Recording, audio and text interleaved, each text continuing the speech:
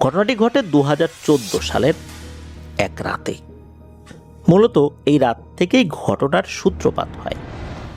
এক রাতেই যে ঘটে শেষ হয়ে গেছে বিষয়টা এরকম না। তো সময়টা তো সেই বর্ষার সিজনটাই চলছে। প্রতি রাতের মতো ওই রাতেও অভি মাছ ধরতে গিয়েছিল। রাত তখন আনুমানিক ১টা কি ১:৩০ বাজে। মাছ ধরা যখন শুরু করেছেন তখন আশেপাশে আরও অনেক লোকই ছিল, যে যার মতো মাছ ধরছে। কেউ টর্চ লাইট হাতে নিয়ে এসেছে, কেউ বা হারিকেন নিয়ে এসেছে। অধিকাংশ মানুষই টর্চ লাইট হাতে নিয়ে এসেছে, চার্জার টর্চ লাইট। এখন তো ড্রাই সেলের যেই টর্চ লাইট এগুলো তো দেখা যায় না, এখন চার্জার টর্চ লাইটই বেশি। তো ওই টর্চ লাইটগুলোর আলো খুব বেশি হয়। এই যে অভি ছেলেটা, সেও এরকম একটা টর্চ লাইট নিয়েই বাইরে বেরিয়েছিল। তো মাছ ধরছে, বড় সড়ো মাছ ওভাবে পাচ্ছিল না, কারণ দা দিয়ে কুপিয়ে ছোট ছোট মাছ আসলে ধরাটা মুশকিল হয়ে যায়, বড় মাছগুলো ধরতে সুবিধা হয়। তো এরকম মাছ খুঁজতে খুঁজতে সে তার জায়গা থেকে প্রায় ২-২.৫ কিলোমিটার দূরে চলে গেছে। জায়গাটা এক্স্যাক্ট কোথায় সে ওইভাবে বুঝতে পারছিল না, তবে জায়গাটা অনেক নির্জন ছিল। ওখানে কোনো মানুষের আনাগোনা সে দেখতে পাচ্ছিল না। সে দেখতে পাচ্ছিল মানুষ আছে, তবে অনেক দূরে। মানুষগুলোকে দেখা যাচ্ছে না, তবে তাদের হাতে থাকা আলো দেখা যাচ্ছে। টর্চ লাইট জ্বালিয়ে মাছ দেখার চেষ্টা করছে। অনেক দূর থেকে সেই টর্চ লাইটের যে আলোগুলো দেখা যাচ্ছে, তবে সেটাও অনেক দূরে ছিল, তার আশেপাশে কোনো মানুষকে সে দেখতে পাচ্ছে না। তো সে তো টর্চ লাইট জ্বালিয়ে মাছ খোঁজার চেষ্টা করছে। করতে করতে হঠাৎ করে দেখে বড় বড় দুটো বোয়াল মাছ তার একটু সামনেই খুব আয়েসি ভঙ্গিতে ঘোরাফেরা করছে। মানুষের উপস্থিতির শব্দ টের পেয়ে তারা যে পালিয়ে যাবে এমনটা হচ্ছে না, ওরা ওদের মতো করেই ঘোরাফেরা করছে, কোনো ভ্রুক্ষেপ নাই এদিকে। আর অভি সে এই সুযোগটাই নেয়। মাছ দুটি এত বড় ছিল, এত বড় বোয়াল মাছ সে আগে কখনো দেখেনি। বাজারঘাটে অনেক বড় বড় বোয়াল সে দেখেছে, অনেকে ধরে নিয়ে এসেছে, বিক্রি হয়েছে, তবে এত বড় বোয়াল সে দেখেনি। মাছ দুটিকে আঘাত করার জন্য সে আস্তে আস্তে আগাতে শুরু করে। চিন্তা করলো যে দুটি মাছের মধ্যে একটাকে ধরলে আর একটা তো চলেই যাবে, পালিয়ে যাবে, এটাই স্বাভাবিক। সে যখন কাছে গিয়েছে, এরপরেও কিন্তু বোয়াল মাছ দুটি পালিয়ে যাচ্ছে না। এই সুযোগটাই নিল অভি। হাতে থাকা ধারালো দায়ের আঘাতে প্রথম মাছটিকে ধরাশায়ী করার চেষ্টা করলো, কিন্তু না, মাছটি সহজে দুর্বল হচ্ছে না। মাছটি ওখান থেকে সরে সামনের দিকে যাচ্ছে, বাট পালিয়ে যাচ্ছে না। আবার সেই মাছটিকে সে আঘাত করলো। এভাবে কয়েকবার আঘাত করার পর মাছটা দুর্বল হয়ে গেল। আহত অবস্থায় ওই মাছটাকে সে তুলতে সক্ষম হয়। তার সাথে বস্তা রাখতো, কেননা সে ছোট মাছ ধরতে ইচ্ছুক থাকতো না, যার কারণে ওই বড় দা নিয়ে বের হতো, জালটাল নিয়ে বের হতো না, বা টেটা নিয়েও বের হতো না। ওই বোয়াল মাছটিকে সে বস্তায় ভরল। বস্তায় ভরে ডাঙায় একটা জায়গায় রেখে দিয়েছে, বস্তার মুখটা বন্ধ করে। মাছটা আহত অবস্থায় ছিল, তখন মারা যায়নি। তখন কি মনে করে উনি যখন আবার লাইট ধরলেন ওই পানির দিকে, দেখা গেল অন্য যে মাছটি, সেই মাছটি ওই একই জায়গায় ঘোরাফেরা করছে। উনি চিন্তা করলেন যে বেশ অবাক করা ব্যাপার তো, একটা মাছ মারার পর অন্য মাছ তো সাধারণত পালিয়ে যায়, তবে এটা কেন পালালো না? উনি চিন্তা করলেন যে আছে যেহেতু, এটাকেও ধরে ফেলি। উনি আবার ওই ধারালো দা নিয়ে ওদিকে আগানো শুরু করলেন। এই মাছটাও কিন্তু পালালো না। কাছাকাছি গিয়ে ওই মাছটিকে উনি আঘাত করলেন, এটাকেও ধরাশায়ী করে ফেললেন। এটাকেও টানতে টানতে খুব একটা কষ্ট ছাড়াই উপরে তুলে আনলেন। তুলে আনার পর দেখলেন এই যে বস্তাটা, এই বস্তার মধ্যে তো একটু আগেই ধরা আর একটা বড় বোয়াল মাছ ছিল, যেই বস্তার মুখটা উনি বেঁধে রেখেছিলেন। বস্তাটার মুখ বাঁধা ঠিকই আছে, কিন্তু ভেতরে বোয়াল মাছটা নাই। এরকম তো হওয়ার কথা না, বোয়াল মাছটা কোথায় গেল? উনি এটা ভেবে খুব ভয় পেলেন। উনি চিন্তা করলেন যে আচ্ছা, বোয়াল মাছ ভেবে আমি দুটো জিনকে আঘাত করি নাই তো। উনি তখন ওই মাছটিকেও ওখানে রেখে দিয়ে দ্রুত বাড়ির পথে হাঁটা ধরলেন। উনি চিন্তা করলেন যে উনি বড় একটা ভুল কাজ করে ফেলেছেন। যখনই উনি বাড়ির দিকে হাঁটা শুরু করেছেন তখন পেছন থেকে গম্ভীর কণ্ঠে তাকে ডেকে ওঠে, এই অভি দাঁড়া। উনি তো দাঁড়িয়ে গেছেন, পেছন দিকে তাকিয়েছেন। উনি দেখেন দুটো বড় অবয়ব, তবে এটার চেহারা খুব একটা বোঝা যাচ্ছে না, তবে একটা কালো অবয়বই মনে হচ্ছে, একটা তো না দুটা। তাকে বলছে, তুই বিশাল বড় ভুল করে ফেলেছিস, এই ভুলের সাজা তোকে পেতেই হবে। তুই আমাদেরকে আঘাত করেছিস, আর একটু হলেই আমরা মারা যেতাম, তোকে তো শাস্তি পেতেই হবে। যখনই এই কথা বলেছে সে অন্য কোনো কিছু না ভেবে ওই টর্চ লাইট বা দা যা ছিল সব ফেলে দিয়ে দিয়েছে দৌড়। তবে সে দৌড়াচ্ছে, মনে হচ্ছে তার পথ আর এগোচ্ছে না, মনে হচ্ছে সে খুব স্লো দৌড়াচ্ছে। তবে প্রতিমধ্যে তেমন কোনো সমস্যা ছাড়াই সে বাড়িতে এসে পৌঁছায়। বাড়িতে এসেই সে যে চিৎকার দিয়ে অজ্ঞান হয়ে পড়ে যাবে বিষয়টা এরকম না। সে এসে হাঁপাতে থাকে এবং পরিবারের সদস্যদের সাথে বিষয়টা শেয়ার করে। তবে পরিবারের সদস্যরা তারা এটা বিশ্বাস করে না। বলে রাখা ভালো, তার পরিবারে 5 জন সদস্য ছিল। এই অভি, তার স্ত্রী, তার বাবা, তার মা ছিল না, মা মারা গিয়েছিল, আর তার 2 কন্যা সন্তান রয়েছে। একটা বড় সন্তান, তার বয়স 5-6 বছর, আর একটা কন্যা সন্তান, তার বয়স ওই সময় 7 কি 8 মাস হয়েছিল আর কি। আর অভির বয়স ছিল ওই সময় 34 কি 35 বছর আনুমানিক। তো ওই রাত্রে সে কোনো ধরনের সমস্যা ছাড়াই ঘুমিয়ে পড়ে। ঘুমের ঘরে সে স্বপ্নে দেখতে পায় সে একটা গভীর অরণ্যে রয়েছে, চারদিকে বিশাল বড় বড় গাছ। ওই গাছগুলোর ভেতর থেকে লম্বা 2 অবয়ব বের হয়ে আসলো। এই অবয়বের চেহারাটা ভালো বোঝা যাচ্ছে না, তাদের মুখের উপরে কালো কোনো কিছু দিয়ে ঢাকা ছিল, একটা হুডি জাতীয় কিছু। শীতকালে আমরা এরকম হুডি, যে সোয়েটারগুলো পরি, মাথার উপর যেরকম একটা হুডির মতো দেয়া থাকে ওরকম কিছু একটা, তবে চেহারাটা দেখা যাচ্ছে না, তবে অবয়ব কালো। আর তাদের শরীরের অন্য অংশগুলো খুব ভয়ঙ্কর ছিল। তাদের হাত দুটো নাকি খুবই ভয়ঙ্কর, মনে হচ্ছে দেহের থেকে 2 হাতই বড়। নখগুলো খুব সুচালো বলে মনে হচ্ছিল।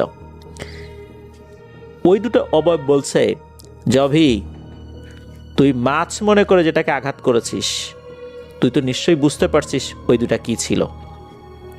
এখন তুই যদি 2টি ছাগল আর 2টি মুরগি জবাই করে যেখানে আঘাত করেছিলিস সেখানে গিয়ে রেখে আসিস, তাহলে তুই ক্ষমা পাবি, না হলে কিন্তু তুই ক্ষমা পাবি না। তুই কাজটা কিন্তু খুব অন্যায় করেছিস। এই স্বপ্নটা দেখার পর অভির ঘুম ভেঙে যায়। তখন অভি বুঝতে পারে সকাল হয়ে যাবে যাবে ভাব। সকালবেলা স্বপ্নের কথা তার পরিবারের সদস্যদের কাছে শেয়ার করে, তারাও এই বিষয়টা হেসে উড়িয়ে দেয়। তারা বলে, রাত বিরেতে আর তোমাকে মাছ ধরতে যেতে হবে না, ভয় পাইছো তো, এই জন্য এই সমস্ত স্বপ্ন দেখছো। তো অভি তো কাঠমিস্ত্রি, সে একটা কাঠের কাজ খুব ভালো জানতো। সেটা হচ্ছে যে যারা হিন্দু ধর্মাবলম্বী তাদের পূজার ঘরে কাঠ দিয়ে তৈরি এক ধরনের ছোট ঘরের মতো বানানো হয়। তার মধ্যে বিভিন্ন দেবদেবীর মূর্তি রেখে অনেকেই সেটাকে পূজা করেন। তো যারা হিন্দু ধর্মাবলম্বী রয়েছেন তারা নিশ্চয়ই বুঝতে পারছেন। এছাড়া আমরা বিভিন্ন দোকানে যারা সনাতন ধর্মাবলম্বী আছেন বা হিন্দু ধর্মাবলম্বী রয়েছেন তাদের দোকানে এরকম ছোট কাঠ দিয়ে তৈরি ঘরের মতো দেখতে পাই, যার মধ্যে দেখা যাচ্ছে যে গীতা, তারপরে ছোট আকারের কোনো মূর্তি, এগুলো রাখা থাকে। তারপর সেখানে আগরবাতি ধূপ জ্বালানো থাকে। তো ওই টাইপের যে ঘর, কাঠের ঘর, এই কাঠের ঘরটা সে খুব ভালো নিখুঁতভাবে তৈরি করতে পারত, ফিনিশিংটা খুব ভালো দিত। যার কারণে এই কাজের জন্য সে হরহামেশাই বিভিন্ন হিন্দু ধর্মাবলম্বী লোকদের কাছ থেকে ডাক পেত। আর কখনো কখনো সে বাড়িতে গিয়েই কাজ করে দিয়ে আসতো। তার নিজস্ব দোকান ওভাবে ছিল না, মানুষের বাড়িতে গিয়েই কাজ করে দিয়ে আসতো, কন্ট্যাক্ট নিত, ওভাবে কাজ করে দিয়ে আসতো।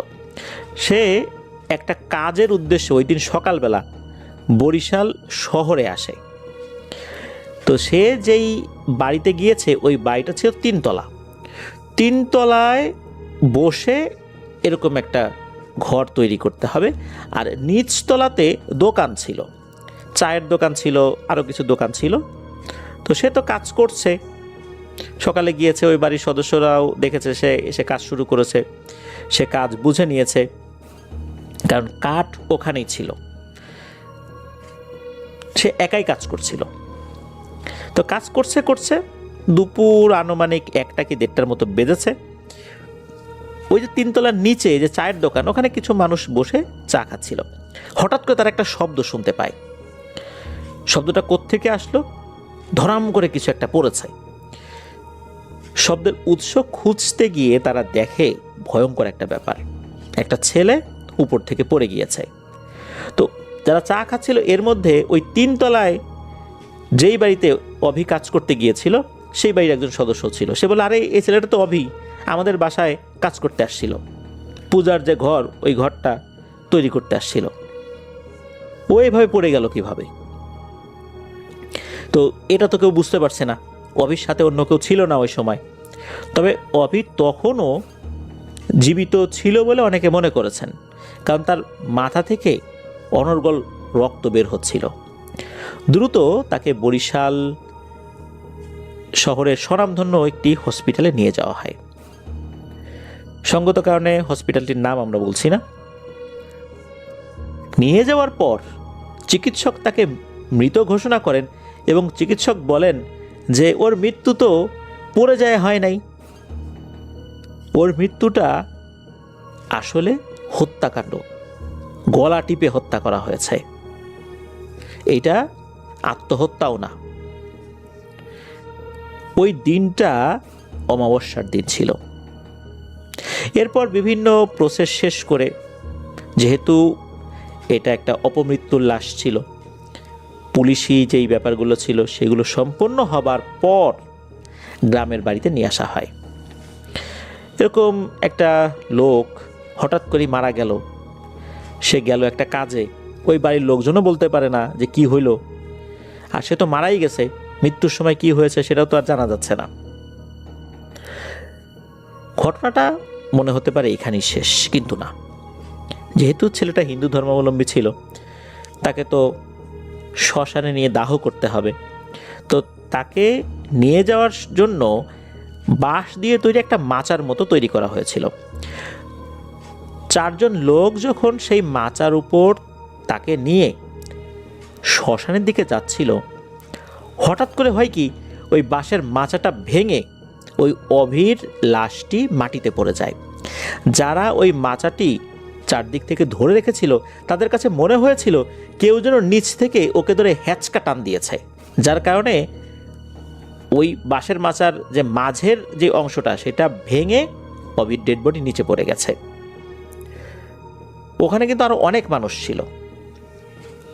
যাই হোক, তাকে শ্মশানে নিয়ে গিয়ে পরবর্তীতে ঠিকঠাক মতোই সৎকার করা সম্ভব হয়। সৎকার করার সময় আর কোনো ধরনের কোনো ভয়ের ঘটনা ঘটেনি। কিন্তু সমস্যাটা হলো যে যেই রাতে তাকে দাহ করা হয় ওই রাত থেকেই একটা গুরুতর সমস্যা শুরু হয়ে যায়। গ্রামের কোনো মানুষই রাতের বেলা ঠিকঠাক মতো চলাফেরা করতে পারছিল না। হঠাৎ করে রাতের বেলা কেউ দেখা শুরু করলো, অভি সামনে দিয়ে ঘুরে বেড়াচ্ছে। কারো বাড়িতে টিনের চালে শব্দ হচ্ছে, ধরাম করে কিছু পড়েছে। ওই রাত্রে এই যে আমাদেরকে যিনি ঘটনা পাঠিয়েছেন রাহুল চন্দ্র ভাই, তাদের বাড়িতেও টিনের চালে কিছু একটা পড়েছে এরকম আওয়াজ ওনারা শুনেছিলেন। এরকম সমস্যা প্রতি রাত্রি চলতে থাকলো। গ্রামের লোকজন রাতের বেলা যে বাইরে বের হবে, একই সময়ে অভিকে বিভিন্ন জায়গায় দেখা যায়। এট এ টাইম বিভিন্ন লোক তো বিভিন্ন জায়গায় ছিল।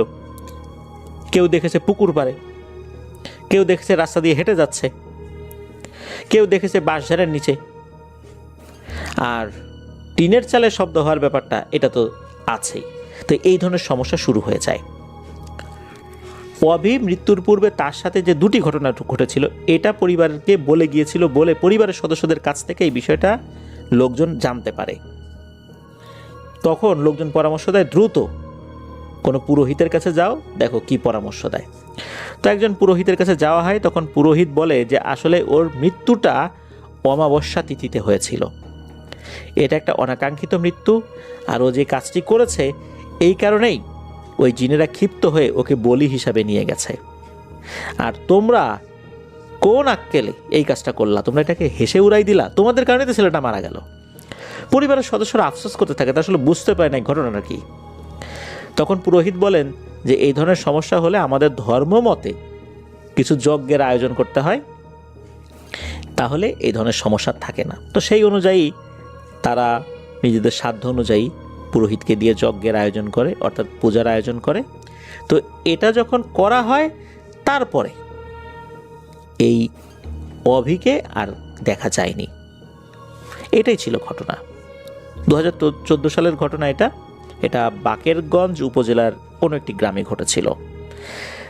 যাদের এলাকায় ঘটেছিল তারা হয়তো বা কিছুটা বুঝতে পারবেন, তবে অনুরোধ করব যে কোন গ্রামে ঘটেছে আপনারা যদি জেনেও থাকেন কমেন্ট সেকশনে সেই গ্রামের নামটি বলার দরকার নাই, যেহেতু রাহুল চন্দ্র ভাই উনি নিজে চান নাই গ্রামের নামটি প্রকাশ করতে, আমরাও চাচ্ছি না যে কেউ গ্রামের নামটি বলুক।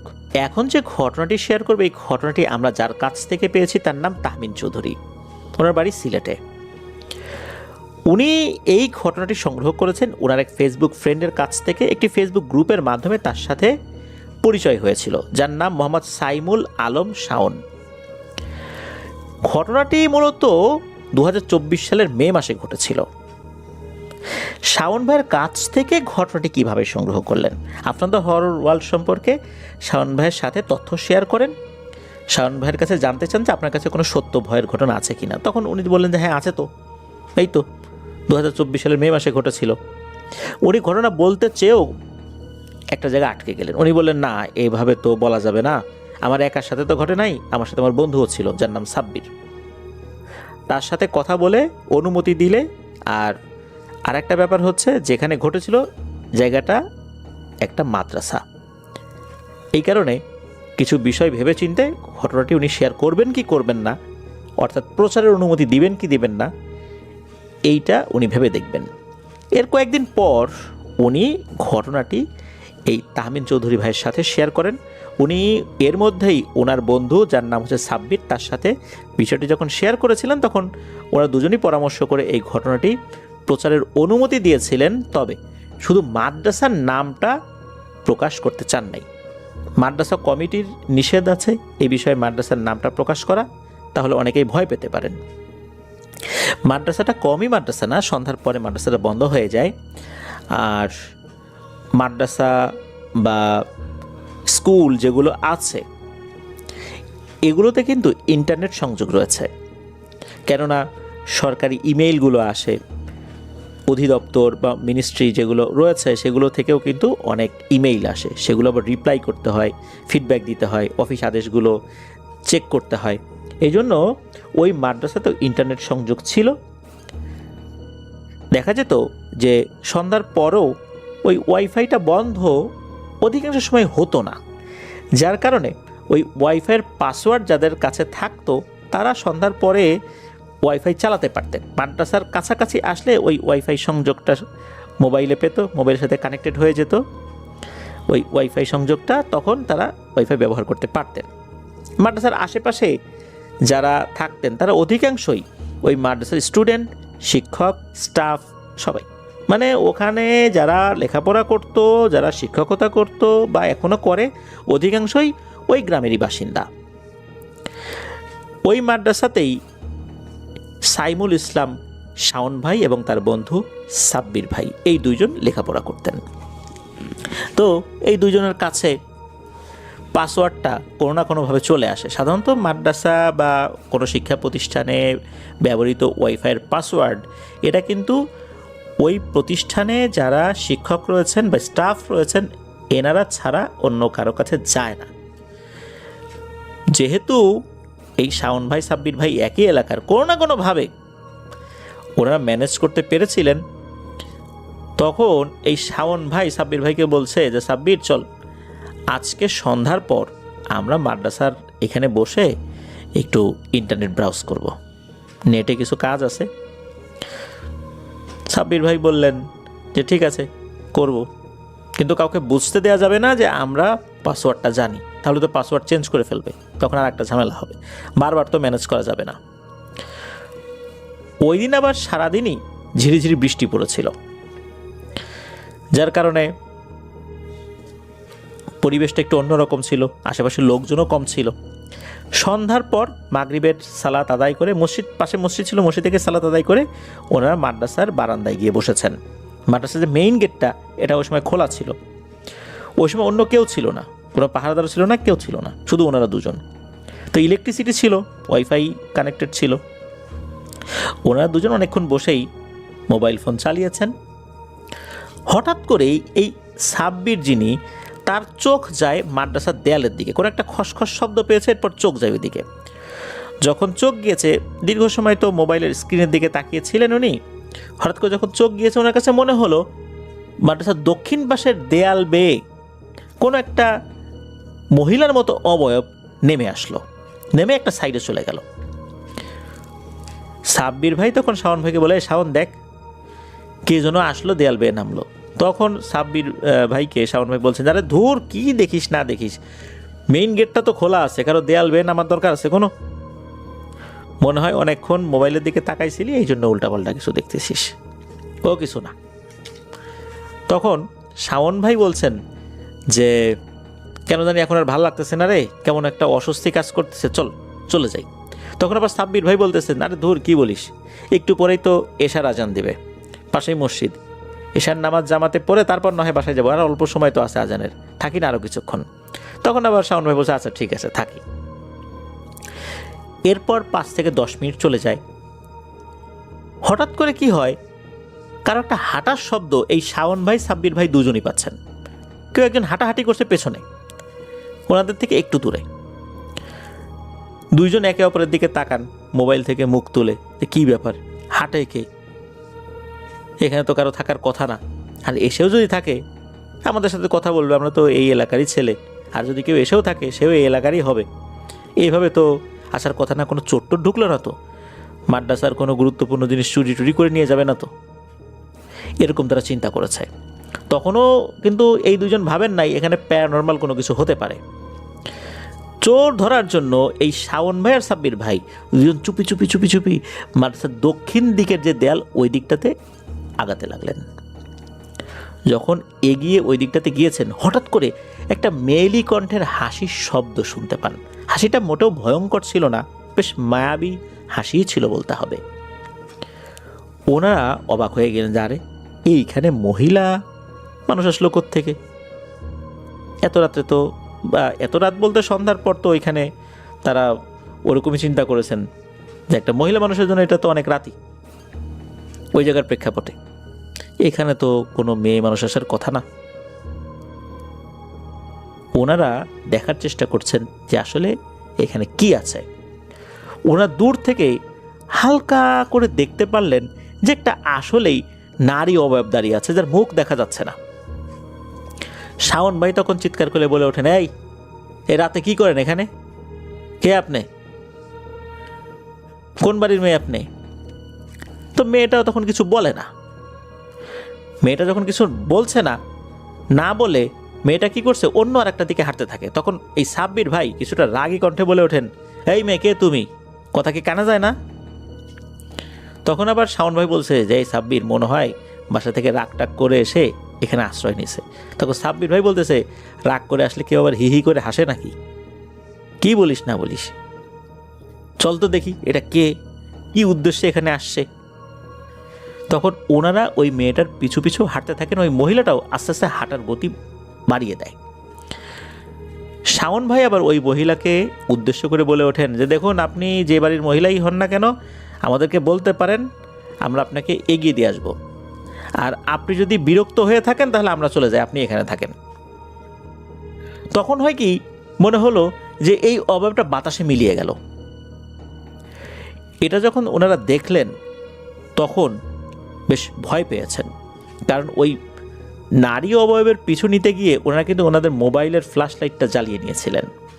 তবে এই নারী অবয়বটা যে আসলে কে, তার চেহারা কেমন, এটা বুঝতে পারেন নাই। মনে হলো কালো বোরখা টাইপের কিছু পরা, এরকম মনে হয়েছিল। যখন এই জিনিসটা ভ্যানিশের মতো হয়ে গেল, ভ্যানিশই হয়ে গেল, তখন এই শাওন ভাই আর সাব্বির ভাই ওনারা চিন্তা করেছেন যে এইটা মনে হয় সত্যিকারের কোনো মহিলা হবে। ওনারা বাইরে বের হয়ে আর একজন লোককে ডেকে নিয়ে আসছেন। ওই যে মসজিদ আছে পাশে, ওই মসজিদের কাছে একজন লোককে ডেকে নিয়ে আসছেন। 3 জন মিলে ওই মহিলাকে খুঁজতেছেন, কিন্তু মহিলাকে তো আর কোথাও পাওয়া যায় না। কাউকে খুঁজে না পেয়ে ওই মসজিদে এশার নামাজ জামাতে আদায় করে 2 জন যে যার বাড়িতে চলে গেছেন। শাওন ভাই রাতের খাওয়া দাওয়া শেষ করে ঘুমানোর প্রস্তুতি নিয়েছেন, ঘুমিয়েও গেছেন। রাতের বেলা উনি স্বপ্নে দেখেন একটা মহিলা অবয়ব, তার চেহারাটা বেশ ভয়ঙ্কর, চোখে কোনো মণি নাই, মুখমণ্ডল বিকৃত, অস্বাভাবিক রকমের লম্বা। এই অবয়বটাকে বলছে, আর যদি তোরা কেউ আমাকে বিরক্ত করিস তাহলে আমি কিন্তু তোদের দেখে নেব। আমি কিন্তু কাউকে বিরক্ত করি না, কিন্তু আজকে বহুত বিরক্ত করছিস তোরা। এই স্বপ্নটা উনি দেখেছেন। এছাড়া রাতে অন্য কোনো সমস্যা হয়নি, কিন্তু সকালে যখন ঘুম থেকে উঠছেন তখন গায়ে প্রচণ্ড জ্বর। উনি তো এই বিষয়টা আর পরিবারের সাথে শেয়ার করেন নাই। সকালে ওঠার পর উনি স্বপ্নের ব্যাপারটা আর গত সন্ধ্যার পর যে ঘটনাটা ঘটেছে এটা ওনার মায়ের সাথে শেয়ার করেন। তখন ওনার মা বুঝতে পারেন এখানে নিশ্চয়ই কোনো প্যারানরমাল ব্যাপার আছে। তখন এই শাওন ভাইয়ের বাবাকে ওনার মা বিষয়টা বলেন। ওনার বাবা স্থানীয় মসজিদের ইমাম সাহেবকে ডেকে নিয়ে আসেন। শাওন ভাই হুজুরকে সব কিছু খুলে বলেন, হুজুর ঝাড়ফুঁক করে দেন, কিছু আমল শিখিয়ে দেন। মজার বিষয় হলো ওই হুজুর কিন্তু ওই মাদ্রাসার শিক্ষকতা করতেন। তখন উনি বললেন যে ঠিক আছে, আমি একটু খোঁজখবর নিয়ে দেখি আসলে ঘটনাটা কি। উনি ওনার যেই জিন ছাত্র আছে তাদেরকে দিয়ে খোঁজখবর নিয়েছেন। সেটা হচ্ছে ওই মাদ্রাসার দক্ষিণ পাশে একটা নিম গাছ রয়েছে। এই নিম গাছে একটা জিন থাকে, সে কাউকে ভয়ও দেখায় না, ক্ষতিও করে না, কিন্তু কেউ যদি তাদেরকে তাকে বিরক্তের একটা কারণ হয়ে দাঁড়ায় তাহলে কিন্তু সে ভয় দেখায়। ওই সময় কোনো না কোনোভাবে সে ওখানে এসেছে, আর এই 2 জনের মধ্যে একজন দেখে ফেলেছে, এরপর 2 জনই দেখেছে। তারপর আবার তার পিছু নিয়ে বিরক্তও করেছে। এই জন্য স্বপ্নে এসে সে শাসিয়ে গেছে। এদিকে হয় কি, এই যে সাব্বির ভাই সকাল থেকে তার অবস্থাও খারাপ, প্রচণ্ড জ্বর, বমিও হচ্ছে। হুজুর যখন জানতে পারেন যে এই ঘটনা, কারণ ওই সাব্বিরের বাসা থেকে ওই হুজুরকে ডেকে আনা হয়, হুজুর এসে জানান যে শাওনেরও তো একই ঘটনা ঘটছে। হুজুর জানতে পারেন ওই রাত্রে সাব্বিরও একই স্বপ্নই দেখেছে যেটা শাওন ভাই দেখেছিল। তো হুজুর সেই একই কথাই বলেন যা তিনি শাওন ভাইকে বলেছিলেন। হুজুর যখন এই তথ্য পেয়েছিলেন, এই তথ্য পাওয়ার পর উনি তো এই বিষয়টা জানার জন্য অল্প সময়ের মধ্যেই চেষ্টা করে সফল হয়েছিলেন, যেটা আবার শাওন ভাইকে বলেছিলেন। ওই একই কথা সাব্বির ভাইকেও বলেছেন। তো উনি এটা নিশ্চিত করেছেন যে এটা নিয়ে আর কিছু হবে না ইনশাল্লাহ, তোমরা আর এভাবে সন্ধ্যার পরে ওখানে যেও না, ওকে বিরক্ত করো না, ওখানে তো তোমাদের যাওয়ার কথা না, কেন গিয়েছিল। তখন হুজুর জানতে পারেন যে কোনো না কোনোভাবে ওনারা পাসওয়ার্ডটা ম্যানেজ করে ফেলেছিল আর ইন্টারনেট ব্রাউজ করার জন্য ওখানে গেছেন। তো যাই হোক, এরপর থেকে আর কখনোই সন্ধ্যার পর মাদ্রাসার ওই দক্ষিণ দিকে ওনারা যান নাই, এই 2024-এর পর থেকে নিয়ে এখন পর্যন্ত। তো এটাই ছিল ঘটনা।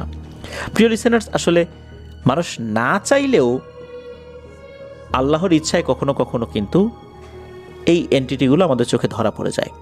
তবে ধরা পড়ার পর কাজ যেটা করতে হবে সেটা হচ্ছে যে সেখানে আর বেশি তদন্ত করতে যাওয়া যাবে না, সে জায়গা থেকে চলে যেতে হবে। যদি তারা বুঝতে পারে যে আমাদের কেউ তাদেরকে দেখে ফেলেছে, তাতেও তারা ক্ষিপ্ত হয়। কেন দেখলো, আচ্ছা কেন দেখলো, এটা তো আসলে তার দোষ না, কোনো কারণে দেখে ফেলেছেই, তাতেও তারা ক্ষিপ্ত হয়। আবার দেখার পর যদি তাদেরকে অনুসন্ধান করার জন্য যাওয়া হয় তাতে ওরা আরও বেশি ক্ষিপ্ত হয়। এই কাজগুলো আসলে করাটা ঝুঁকিপূর্ণ, এই জন্য আমরা এই কাজগুলো করব না। তবে এই 2 জন যেটা করেছিলেন তারা তো চোর মনে করে সেখানে গিয়েছিলেন, কারণ ওখানে তো ওই সময় কারো আসার কথা ছিল না, যেহেতু এসেছে চোরই হতে পারে, এই চিন্তা করেই ওনারা ওখানে গিয়েছিলেন। যাই হোক, আল্লাহ অল্পর উপর দিয়ে নিয়ে গিয়েছেন, আর কোনো ধরনের কোনো সমস্যা হয়নি। তবে সঙ্গত কারণে আমরা শুধু মাদ্রাসার নামটি উল্লেখ করতে পারলাম না। ধন্যবাদ জানাচ্ছি আমাদের সিলেটের তাহমিন চৌধুরী ভাইকে।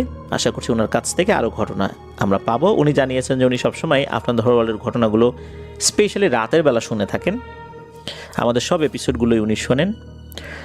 তো শুধু শুনলে হবে না, আরও ঘটনা কিন্তু পাঠাতে হবে।